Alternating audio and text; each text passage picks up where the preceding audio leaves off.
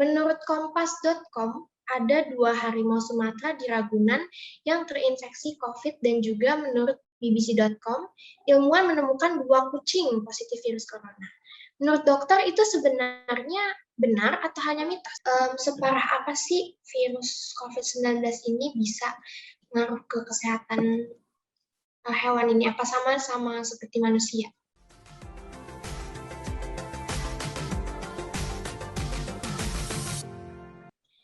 Assalamualaikum warahmatullahi wabarakatuh. Halo semuanya, balik lagi nih di Son of Us 216 Podcast bersama aku Angela Karin sebagai host di episode 2 kali ini.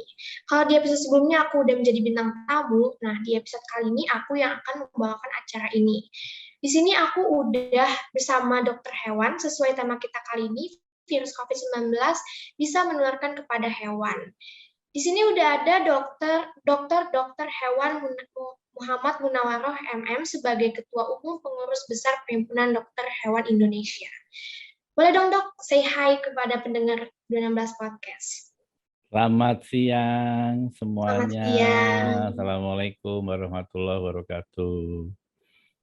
Nah, sebelum kita tanya-tanya lebih lanjut lagi, boleh dong dok, aku mau dengar nih pengalaman dokter sejauh apa sudah menjadi dokter hewan? Waduh, ini pertanyaan yang sangat luar biasa ini.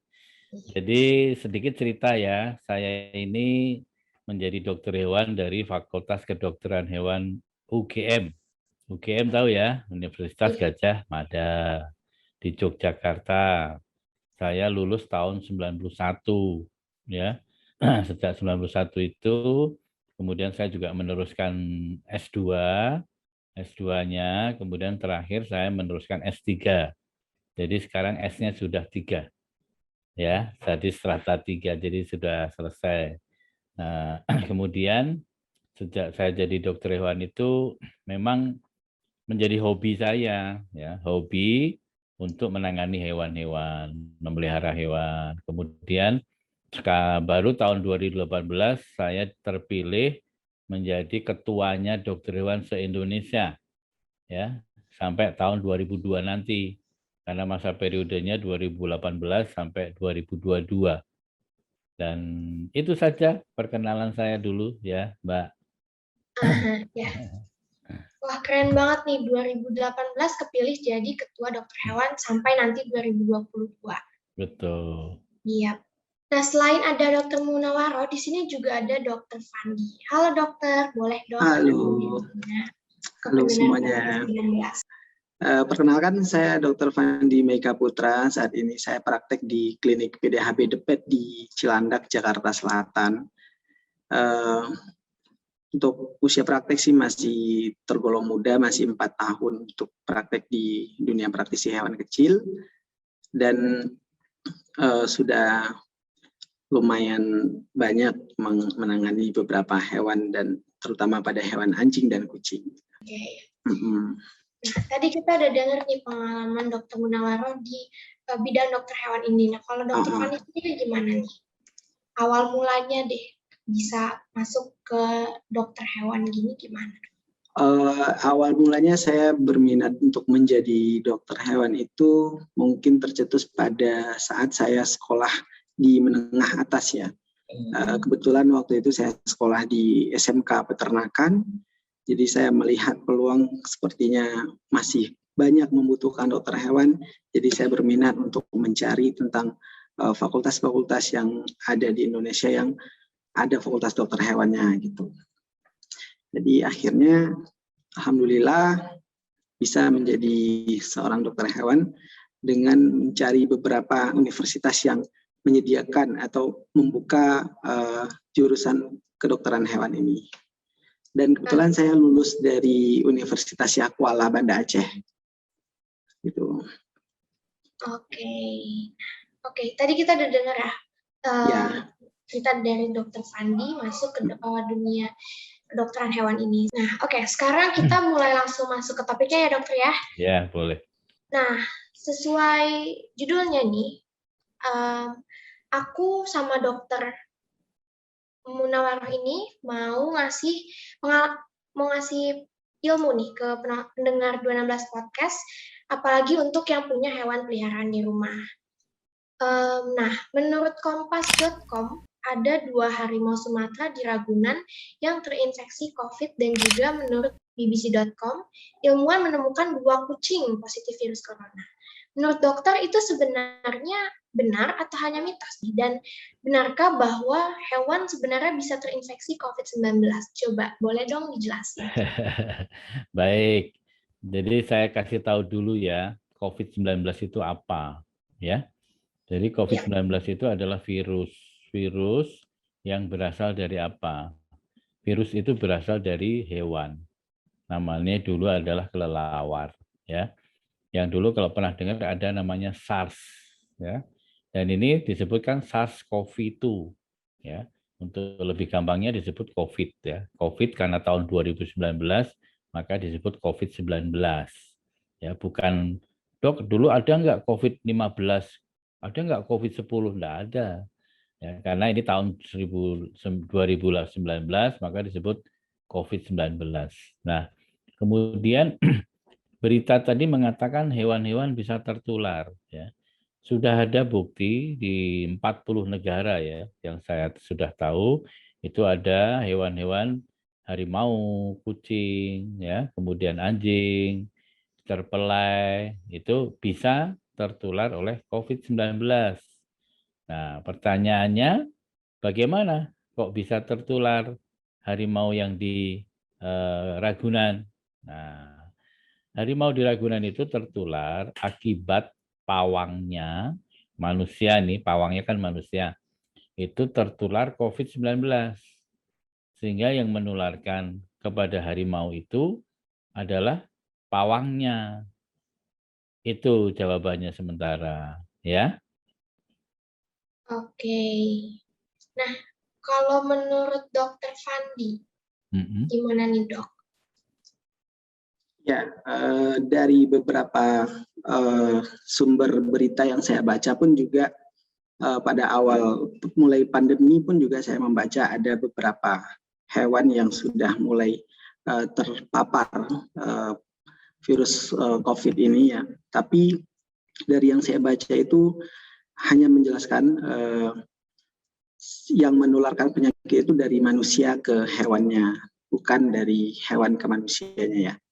Nah, sejauh ini informasi yang masih saya baca itu memang benar adanya, tapi tidak menular dari hewan ke manusia, tetapi dari manusia itu yang sudah positif sebelumnya, terus terpapar dengan hewan-hewan tersebut. Gitu.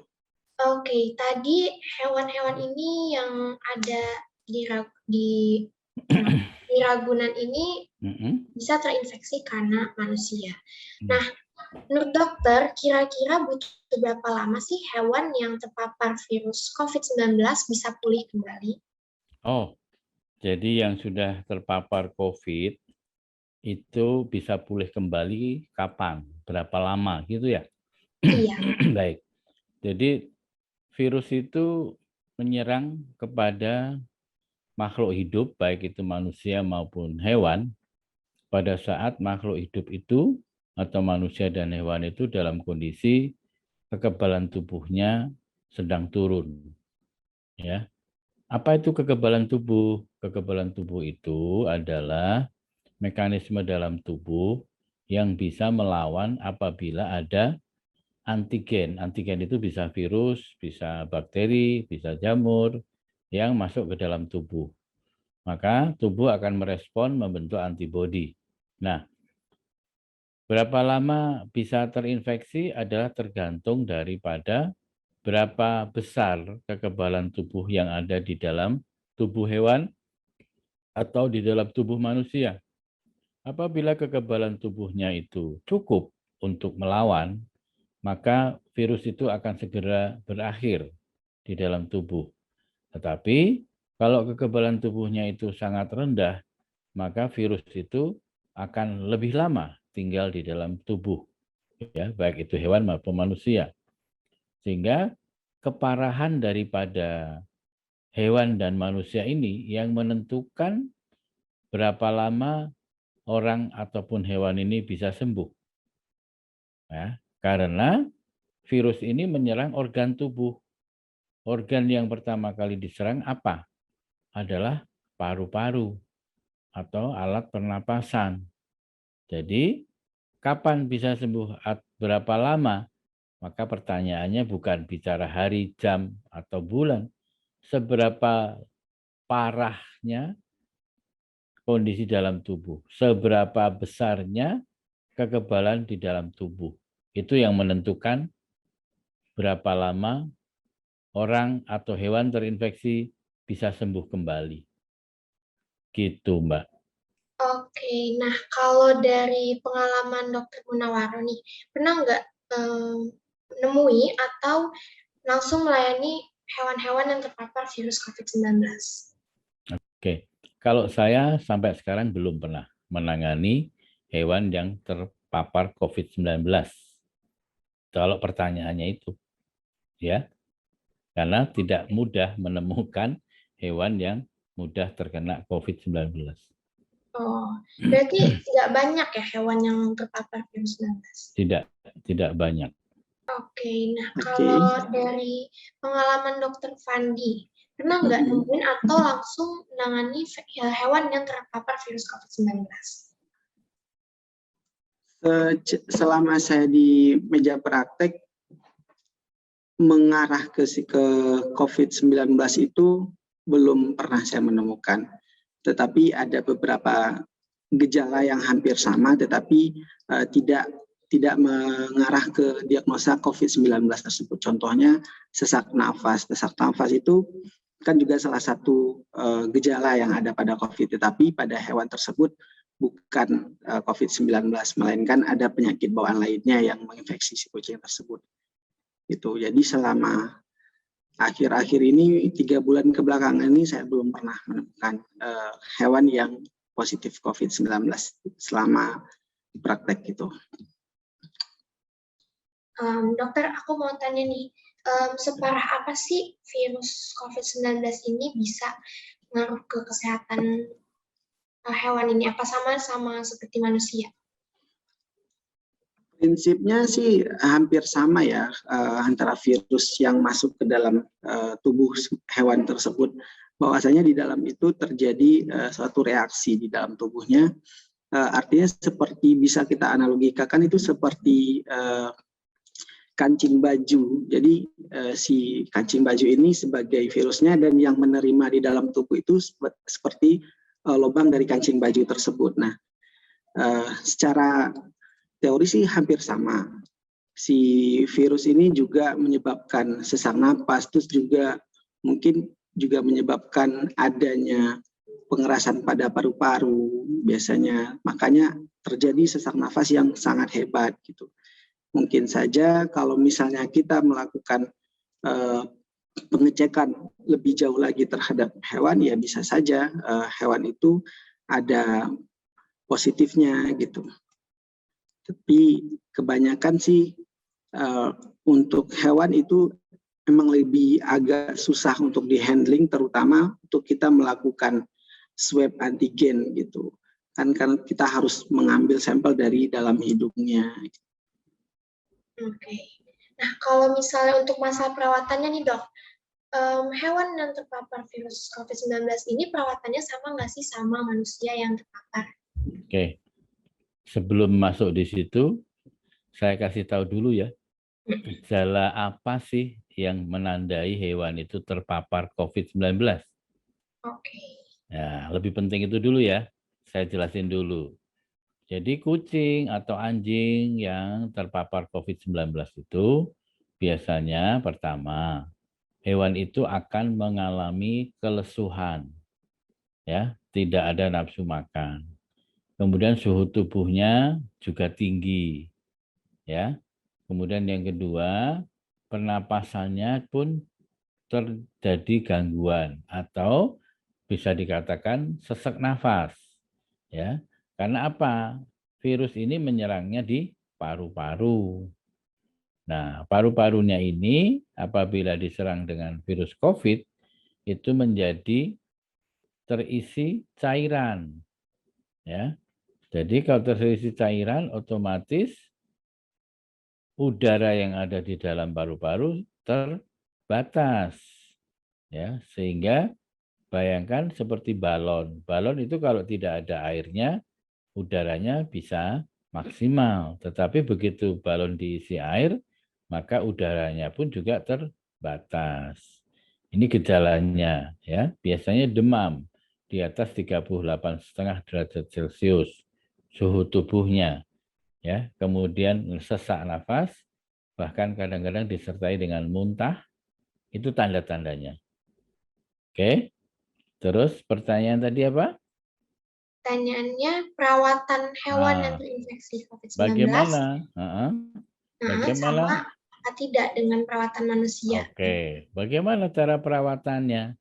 Sebaiknya kalau memang itu sudah terdiagnosa COVID-19, pertama sebaiknya segera dipisahkan dari hewan-hewan yang belum tertular. Kemudian segeralah dibawa ke dokter hewan agar mendapatkan pemeriksaan dan pengobatan yang sesuai dengan kebutuhan dari hewan tersebut. Ya, jadi perawatannya apakah sama dengan manusia? Prinsipnya sama, karena yang diserang adalah saluran pernapasan. Apakah perlu pakai oksigen? Perlu, kalau memang pernapasannya terganggu. Kemudian apakah perlu dikasih obat antivirus? Perlu, karena ini adalah penyebabnya bukan bakteri tapi virus. Ya, pengobatan antibiotik perlu enggak? Perlu, bila terjadi infeksi sekunder. Ya, terjadi keradangan, maka perlu diberi obat-obatan. Begitu, Mbak. Oke. Oke, nah tadi aku udah dengar tanggapan dari Dr. Munawaroh. Sekarang aku mau tanya nih, kalau menurut dokter, perawatan hewan yang terinfeksi COVID-19 itu sama dengan perawatan manusia yang terpapar atau tidak untuk perawatannya? Kalau untuk perawatan sendiri pada hewan itu tentu secara prinsip sih sama. Kita juga harus memisahkan mana hewan yang sakit dan mana hewan yang sehat. Terus kita juga menyiapkan beberapa peralatan penunjang untuk membantu kelancaran oksigen dari si hewan tersebut. Apakah dia juga harus membutuhkan tindakan isolasi? Ya tentu, jelas mereka itu memang butuh isolasi juga, terutama untuk tingkat kasus yang parah gitu. Jadi secara prinsip sih hampir sama antara hewan yang positif COVID dengan manusia yang positif COVID. Hanya saja mungkin kita tidak bisa membedakan ya mana yang hewan harus isolasi mandiri di rumah atau manusia yang harus isolasi di klinik. Rata-rata sih jika memang mereka sudah ada menunjukkan gejala sesak nafas, kita lakukan observasi terlebih dahulu, tidak langsung menentukan oh ini COVID, tidak. Tapi kita tetap lakukan observasi terlebih dahulu terhadap hewan tersebut. Oke, terima kasih dokter untuk jawabannya. Nah sekarang aku mau ngasih pertanyaan dari pendengar 216 Podcast yang udah ditanyain di story Instagram OSIS 216. Pertanyaan pertama aku mau tanyakan untuk Dr. Munawaroh dulu ya. Pertanyaannya dari @garfield__. Jika benar COVID-19 bisa menular pada hewan, apakah nanti ada vaksin untuk hewan? Oke, baik, terima kasih. Jadi seperti kita ketahui ya, di manusia ini kan juga vaksin itu merupakan khususnya untuk COVID-19 ini kan hal yang baru. Dulu tidak pernah ada namanya vaksin COVID, itu kan tidak ada. Sekarang sudah berbagai macam perusahaan, negara-negara membuat vaksin. Nah, demikian juga bila suatu saat memang diperlukan, maka harus ada vaksin untuk hewan, ya. Harus ada, meskipun sekarang belum ada, ya belum ada. Tapi saya yakin para peneliti di Indonesia, baik di beberapa universitas sudah memulai ya, memulai membuat vaksin. Nah, apakah pertanyaannya vaksin manusia bisa untuk hewan? Misalnya, jawabannya adalah vaksin itu tergantung daripada jenis virus yang mau dilawan. Kalau kalau virus yang ada di hewan itu virusnya sama, maka bisa pakai menggunakan vaksin manusia. Tetapi sampai sekarang belum diketahui apakah virus yang masuk ke kucing, ke harimau itu jenisnya sama dengan virus yang ada di manusia. Karena virus itu sangat mudah melakukan apa? Mutasi. Mutasi itu apa? Berubah bentuk, ya, berubah susunan daripada proteinnya. Nah, untuk saat ini belum ada ini literatur yang mengatakan komponen virus di hewan itu seperti apa. Nah, ini sedang dalam penelitian. Begitu, Mbak. Terima kasih. Kita lanjut ke pertanyaan kedua ya, untuk Dr. Fandi dari @alana.k. Hal apa yang bisa kita lakukan apabila hewan peliharaan kita tertular COVID-19? Baik, apabila hewan kita tertular COVID-19 ya, hal yang pertama yang kita lakukan itu jelas kita mengunjungi dokter hewan dulu. Kita harus bawa ke klinik dulu untuk memastikan apakah ini betul dia itu terinfeksi COVID-19. Kalau misalnya dia terinfeksi COVID-19, hal yang utama kita lakukan ada dua pilihan. Pertama, kita menyerahkan ke klinik untuk dirawat inap atau dilakukan isolasi di klinik.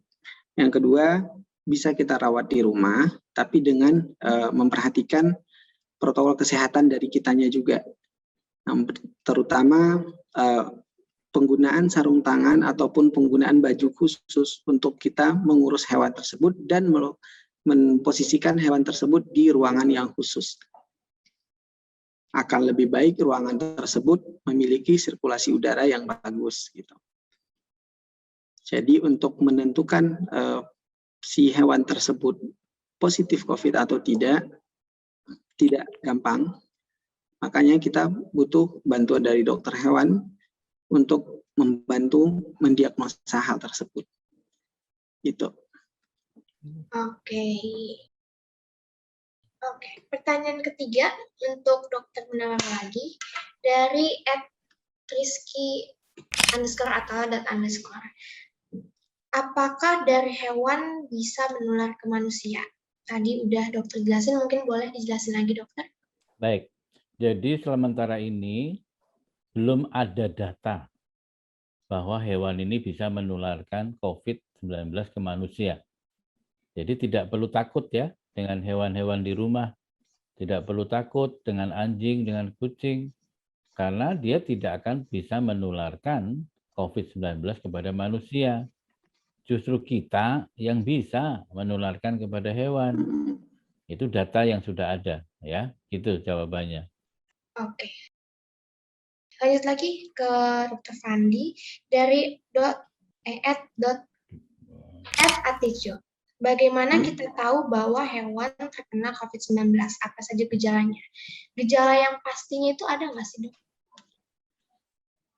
Yang pasti itu untuk gejala COVID itu, karena kan COVID menyerang pernapasan ya kalau pada manusia. Terus gejala yang paling umum terjadi tentu adanya sesak nafas pada hewan. Gitu. Tapi tidak semua sesak nafas pada hewan tersebut merupakan gejala COVID. Ada juga penyakit pneumonia atau penyakit radang paru-paru itu juga menyebabkan sesak napas pada hewan. Nah, jadi memang sih untuk menentukan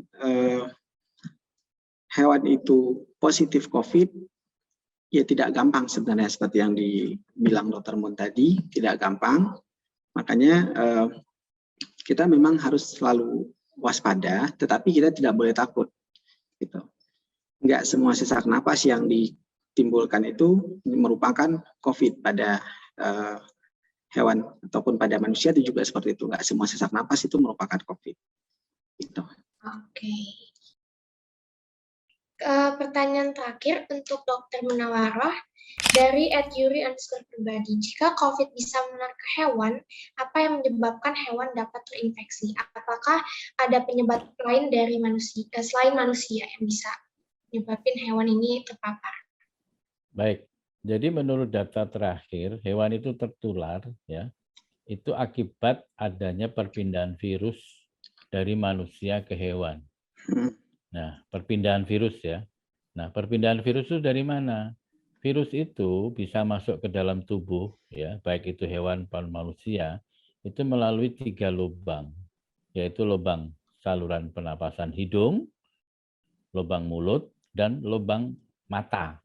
Ya, jadi ada tiga lubang. Makanya kenapa sampai sekarang manusia ataupun orang-orang itu masih wajib pakai masker, karena virusnya itu tidak kelihatan kan. Maka yang perlu dilakukan adalah bagaimana melindungi tubuh dengan mencegah masuknya virus melalui hidung dan mulut dan mata. Sehingga kalau tadi pertanyaannya bagaimana hewan bisa tertular? Ya sama, misalnya saya tertular, kemudian saya bercanda atau saya mencium-cium hewan saya, kucing atau anjing. Saya bernapas, maka virus yang keluar dari mulut saya itu bisa masuk ke dalam hewan melalui hidung dan mulutnya. Oleh karena itu, apabila Anda positif COVID, maka sebaiknya tidak berinteraksi dengan hewan.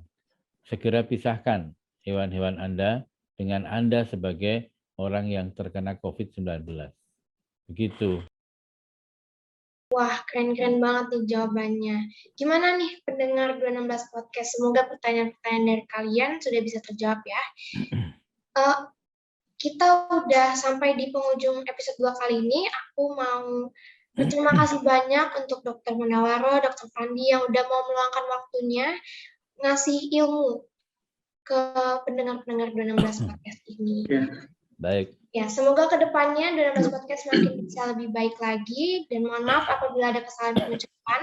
Saya Angela Karin dan juga bintang tamu kita. Pamit undur diri. Sampai jumpa. Terima kasih. Halo semuanya, aku mau ini best of the best question yang udah kami buat di IG OSIS MPK 216 Jakarta. Berikut untuk para pemenangnya dan selamat ya. See you next time di episode 3. Bye.